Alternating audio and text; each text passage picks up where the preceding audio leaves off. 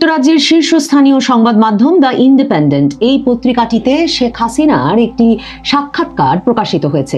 বাংলাদেশ আওয়ামী লীগের পক্ষ থেকে আন্তর্জাতিক ক্রিমিনাল কোর্টে এই যে আবেদন করা হয়েছে, কিভাবে অপারেশন ডেভিল হার্টের নামে বিপুল সংখ্যক মানুষদের গ্রেপ্তার করে নির্যাতন করা হয়, একটি গণতান্ত্রিক সরকারকে মেটিকুলাস ডিজাইনে সহিংস আন্দোলনের মধ্য থেকে উচ্ছেদ করা। নিউজ যেন ওস্তাদের মার শেষ রাতে বাংলাদেশের রাজনীতিতে শুরু হয়েছে শেষ খেলা। রাষ্ট্রপতিকে ঘিরে চলছে ভয়াবহ ক্ষমতার লড়াই, আর আন্তর্জাতিক অঙ্গনে ইউনূস সরকারের বিরুদ্ধে উঠেছে মানবতা বিরোধী অপরাধের অভিযোগ। বঙ্গবন্ধু কন্যা শেখ হাসিনা কি দেশে ফিরছেন?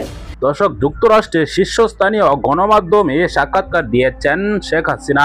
শেখ হাসিনার সাক্ষাৎকার নিয়ে তোলপাড় সৃষ্টি হয়েছে।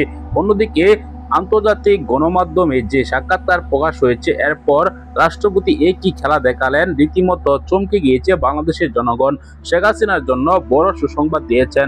আসুন একে একে গুরুত্বপূর্ণ সেই ভিডিওটি দেখব। ধৈর্য সহকারে ভিডিওটি শেষ পর্যন্ত দেখবেন। চ্যানেলে নতুন হলে সাবস্ক্রাইব করে রাখবেন, আর ভিডিওতে একটি লাইক দিয়ে পুরো ভিডিওটি শেষ পর্যন্ত দেখতে থাকুন। যুক্তরাজ্যের শীর্ষস্থানীয় সংবাদ মাধ্যম দ্য ইন্ডিপেন্ডেন্ট এই পত্রিকাটিতে শেখ হাসিনার একটি সাক্ষাৎকার প্রকাশিত হয়েছে।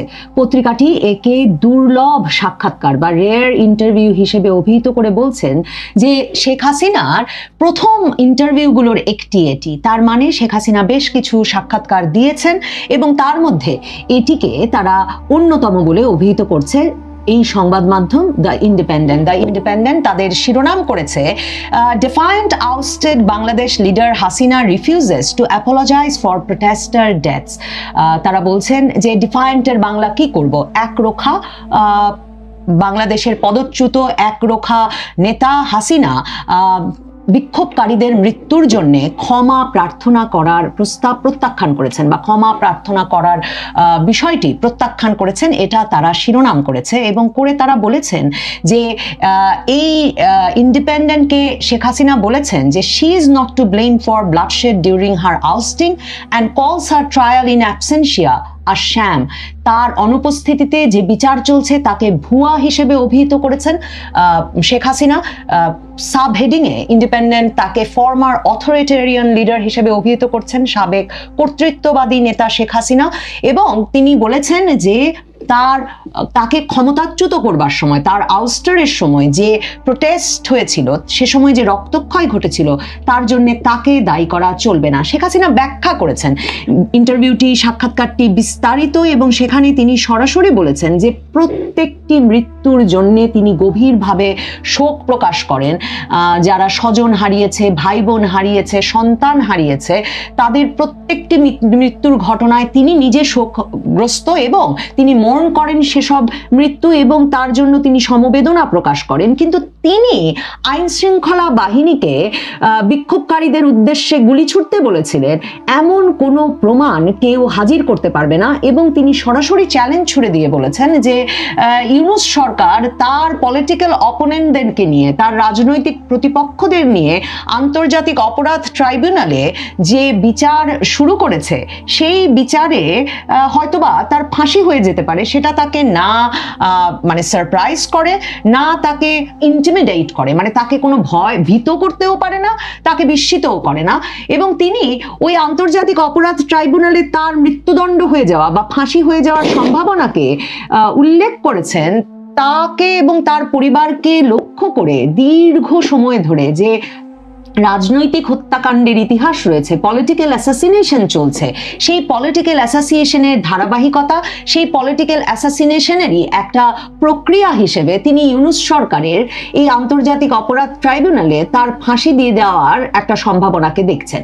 শেখ হাসিনা এই সাক্ষাৎকারে ব্যাখ্যা করেছেন।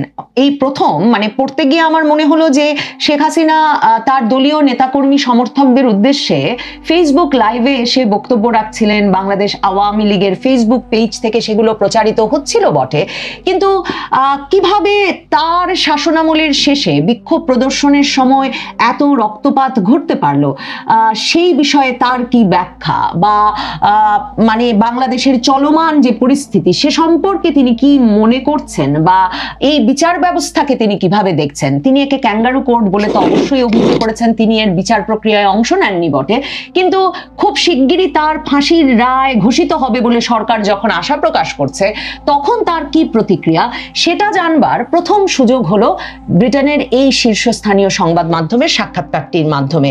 শেখ হাসিনা সরাসরি 2024-এর জুলাই আগস্ট আন্দোলনের ঘটনার সময় তিনি কখনো আইন শৃঙ্খলা রক্ষাকারী বাহিনীকে গুলি চালাতে বলেছিলেন, আদেশ দিয়েছিলেন এমন প্রমাণ কেউ কোথাও হাজির করতে পারবে না সেটা উল্লেখ করে বলেছেন যে এই যে ভুয়া আদালতটি তার রাজনৈতিক প্রতিপক্ষদের দ্বারা পরিচালিত হচ্ছে, তারা তো আন্তর্জাতিক ক্রিমিনাল কোর্টে এই যে আবেদন করা হয়েছে, কিভাবে অপারেশন ডেভিল হার্টের নামে বিপুল সংখ্যক মানুষদের গ্রেপ্তার করে নির্যাতন করা হয়, একটি গণতান্ত্রিক সরকারকে মেটিকুলাস ডিজাইনে সহিংস আন্দোলনের মধ্য থেকে উচ্ছেদ করা। যে যেখানে আছেন ভালো থাকবেন।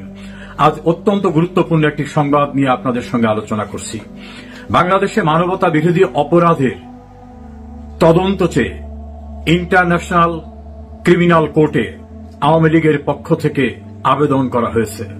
আর্টিকেল 15-এর যে কমিউনিকেশনস বলতে যেটা বোঝায়, সেই আবেদন করেছেন বিশ্ববিখ্যাত ল চেম্বার, ডাউটি স্ট্রিট ল চেম্বারের পক্ষ থেকে কেসি স্টিভেন পাওয়েলস এই আবেদন করেছেন।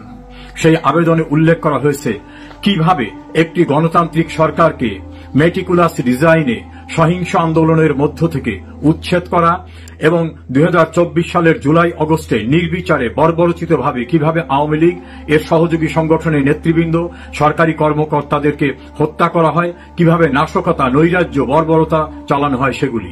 একই সঙ্গে উল্লেখ করা হয়েছে কিভাবে অপারেশন ডেভিল হার্টের নামে বিপুল সংখ্যক মানুষদের গ্রেপ্তার করে নির্যাতন করা হয়। আরো উল্লেখ করা হয়েছে গ্রেপ্তার করার পর কাস্টডিতে বিপুল পরিমাণ মানুষদের কিভাবে হত্যা করা হয়েছে এবং হত্যাকাণ্ডের সঙ্গে, নৈরাজ্যের সঙ্গে, বর্বরতার সঙ্গে যারা জড়িত তাদেরকে পরিত্রাণ দেবার জন্য ইনডেমনিটি দেওয়ার যে নোটিশ জারি করা হয়েছে ক্ষমতাসীন সরকারের পক্ষ থেকে, সেই বিষয়গুলিকে উল্লেখ করা হয়েছে।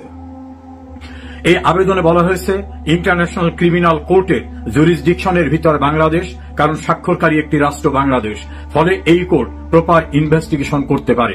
সেই জন্য ইনভেস্টিগেটর নিয়োগ করে ইনভেস্টিগেশন করার জন্য আবেদন করা হয়েছে। বিস্তারিত তথ্যের সঙ্গে শুধুমাত্র অভিযোগই শুধু নয়, তার সপক্ষে ক্ষতিগ্রস্তদের পরিবার এবং অন্যান্যদের স্টেটমেন্ট আকারে সাক্ষ্য দাখিল করা হয়েছে। প্রিয় দর্শক, সম্পূর্ণ ভিডিওটি দেখলেন। আপনারা জানেন বর্তমান সময়ে একটি ভিডিও সোশ্যাল মিডিয়ায় ভাইরাল হয়েছে। শেখ হাসিনা একটি সাক্ষাৎকার দিয়েছেন যুক্তরাষ্ট্রের গণমাধ্যমে। এই খবর সেই সময় প্রকাশ হয়েছে যখন গণমাধ্যমে শেখ হাসিনার মৃত্যু নিয়ে গুজব ছড়াচ্ছে। দর্শক, সকাল থেকে কিন্তু অনেকটি গণমাধ্যম গুজব ছড়াচ্ছে যে শেখ হাসিনা মারা গিয়েছেন। দর্শক, এরকম তথ্য কিন্তু তারা দিচ্ছে। সেই সময় কিন্তু শেখ হাসিনা একটি সাক্ষাৎকার দিয়েছেন যুক্তরাষ্ট্রের সেই গণমাধ্যমে। আন্তর্জাতিক গণমাধ্যমে সাক্ষাৎকার দিয়ে রীতিমতো তুলপা সৃষ্টি করে দিয়েছে শেখ হাসিনা। সেখানে তিনি যে কথাগুলো তুলে ধরেছেন এই ভিডিওতে আপনারা দেখেছেন। দর্শক, এই সকল বিষয় নিয়ে আপনি কি মতামত কমেন্টে জানাবেন। পরবর্তী নিউজগুলো সবার আগে পেতে চ্যানেলটিকে সাবস্ক্রাইব করে রাখবেন।